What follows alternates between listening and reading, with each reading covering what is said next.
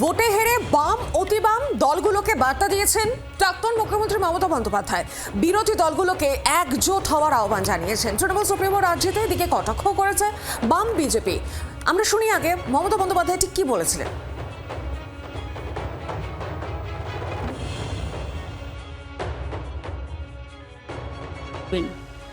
তাদের সবাইকে নিয়ে আমি বলবো জোট বাঁধুন। আমরা সবাই চাই একটা যৌথ প্ল্যাটফর্ম তৈরি হোক, যে প্ল্যাটফর্মে অল পলিটিক্যাল পার্টি যারা বিজেপির এগেনস্টে, এমনকি আপনারা যদি বলেন লেফটিস্ট, আমার কোনো ইগো নেই, আমি সবাইকে নিয়েই চলতে চাই। এবং আজকে যা অবস্থা, বিজেপিকে যদি রুখতে হয়, লেফটিস্ট সবাইকে, আল্ট্রা লেফট সবাইকে, আমাদের তৃণমূল কংগ্রেস আমরা কথা দিচ্ছি, ন্যাশনাল পার্টি সবাইকে, যার যতটুকু শক্তি আছে, দিল্লিতেও যেমন আমরা লড়াই করব, তেমনি বাংলাতেও আসুন আমরা জোট বাঁধি। আমরা শুনলাম মমতা বন্দ্যোপাধ্যায়ের বক্তব্য। ভোটে হেরে গিয়ে বাম অতি বাম যে দলগুলো রয়েছে তাকে একজোট হওয়ার বার্তা দিয়েছেন মমতা বন্দ্যোপাধ্যায়। আরো বিস্তারিতভাবে জানি, সরাসরি আমার সঙ্গে রয়েছেন প্রতিনিধি প্রবীর চক্রবর্তী।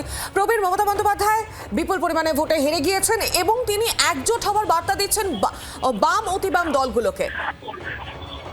একদমই দেখো, যে 2011 সালে এই বামেদের হারিয়ে মমতা বন্দ্যোপাধ্যায় পশ্চিমবাংলার ক্ষমতায় বসেছিলেন। 15 বছর পর গতকাল দেখা গেল নতুন সরকার, তারা শপথ নিল বিজেপি, এবং মুখ্যমন্ত্রী হচ্ছেন শুভেন্দু অধিকারী। এবার এই মুহূর্তে দাঁড়িয়ে মমতা বন্দ্যোপাধ্যায় তিনি যেমন লড়াইয়ের বার্তা দিচ্ছেন, এবং সেই লড়াইয়ের বার্তাতে তিনি অন্যান্য যে রাজনৈতিক দলগুলো রয়েছে জাতীয় স্তরে এবং সবচেয়ে গুরুত্বপূর্ণ রাজ্য স্তরের বামেদের পাশে চাইছেন মমতা বন্দ্যোপাধ্যায়। কারণ আগামী দিনে, আগামী 2-2.5 বছর পর আরও একটি বড় লড়াই রয়েছে সারা দেশ জুড়ে, সেটা হচ্ছে লোকসভা নির্বাচন 2029-এর।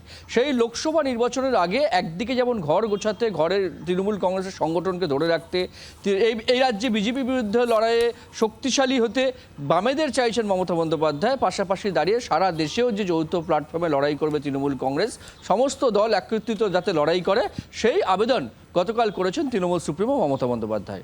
সৌমি। একেবারেই প্রবীর, ধন্যবাদ তোমাকে। আর এদিকে একেবারেই না তাৎপর্যপূর্ণ পোস্ট করেছেন মোহাম্মদ সেলিম। অপরাধী, তোলাবাজি, দুর্নীতিগ্রস্ত সাম্প্রদায়িক ব্যাকগ্রাউন্ডের কোনো জায়গা নেই। যদিও সাধারণ এবং প্রান্তিক মানুষের স্বার্থ রক্ষা করতে হবে। পোস্ট সিপিএম রাজ্য সম্পাদকের। একদিকে মমতা বন্দ্যোপাধ্যায় তিনি একজোট হওয়ার বার্তা দিচ্ছেন বাম এবং অতি বাম দলগুলোকে, আর সেখানেই একেবারে না বলে দিচ্ছেন মোহাম্মদ সেলিম। তিনি বলছেন পোস্ট করে যে অপরাধী, তোলাবাজি, দুর্নীতিগ্রস্ত সাম্প্রদায়িক ব্যাকগ্রাউন্ডের জায়গা তাদের দলে নেই। যদিও সাধারণ এবং প্রান্তিক মানুষের স্বার্থ রক্ষা করতে হবে। পোস্ট করেছেন সিপিএম এর রাজ্য সম্পাদক মোহাম্মদ সেলিম।